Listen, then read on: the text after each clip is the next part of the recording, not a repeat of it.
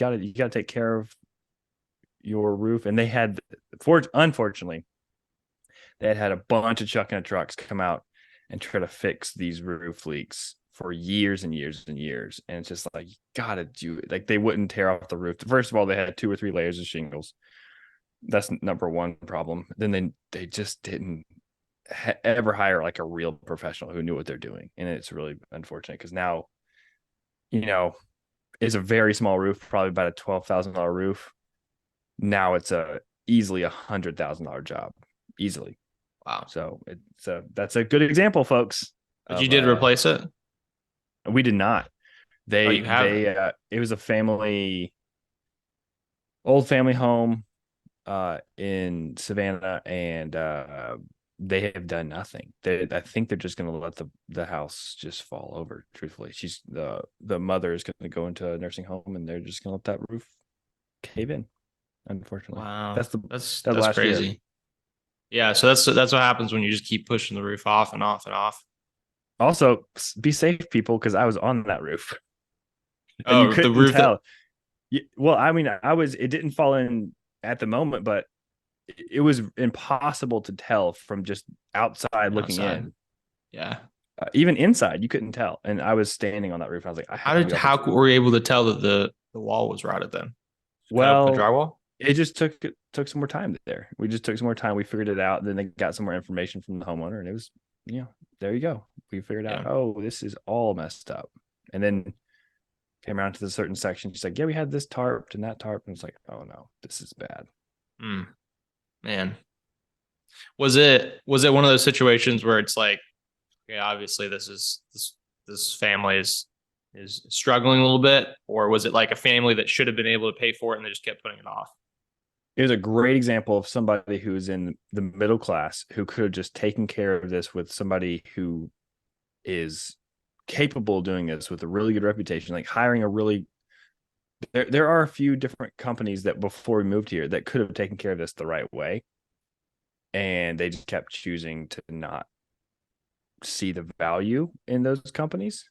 And they ended up with a 10x problem, 10x cost problem. So yeah. Would you say that's on the homeowner, or would you say it's on the roofing companies for not being able to communicate the value properly? It's a little bit of both.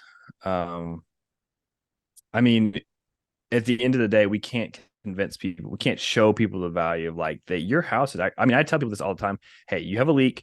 I see that there's some surface mold here. Your house is not going to fall in. And like every time I say that, there's like a sigh of relief from the homeowner. Well, if it was me years ago, I'd be like, hey, your house is going to fall in. I would have told them that. And then so that's kind of on the roofer's side for not saying that and not emphasizing that enough. And then it's kind of on them. I mean, now we talked about this last week and for weeks, is financing. Financing is a deal now that you're just going to have to offer. If you don't, and that's kind of on the roofer, is that if they don't offer financing, then they can't fix most people's problems now. Yeah. Yeah. This is interesting. So like, I'm just trying to think, like, would you consider that house a good lead or a bad?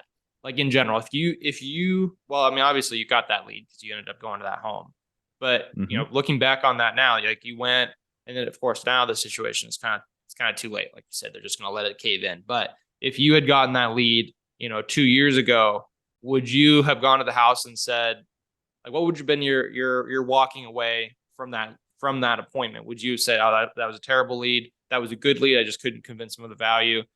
What would have been your analysis of that as a lead from a marketing perspective? So we get a lot of leads just like this, where a homeowner has either had a couple estimates, got a sketchy feeling from a Chuck and a truck, or they've done these like Band-Aid repairs, either short-term, medium-term, long-term, and then we get to solve the problem later. That happens a lot. It's been happening for years, just how we positioned ourselves in the market. Now that's on us for not positioning ourselves a way that we're accessible to everyone. We've positioned ourselves as like, we market really well. We have wrap trucks, that kind of thing. And so people they have a perception that we're going to be more expensive because we are, but we fix the job the right way and we actually warranty it. So it's hard because we get into that situation a lot, and I would still consider it a good lead. But I wish we were the first one. I wish we cracked the code on getting customers to call us first, and then we'd be able to, instead of third or fifth. Yeah, no, that's interesting. What I'm trying to think from a marketing perspective. So you're putting money into into marketing, whether it be your SEO, Google Ads. I mean, even the money like putting your wraps on your trucks, that's expensive, and that does contribute to cost per lead. So all these leads are one way or another you're having to pay for them. And so when you're generating leads, from my perspective, as a primarily someone with a marketing background, my perspective has always been, let's try to cast a relatively wide net and get as many leads as possible. And then that gives you as many opportunities as possible to turn those into sales.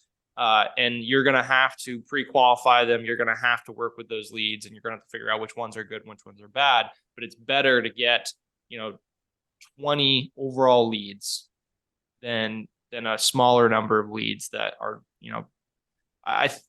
what I have always struggled with whenever working with clients on marketing in the marketing realm has been that, hey, I only want the good leads. Don't get me any bad leads. And it's like, that's not really how marketing works. We can put information out that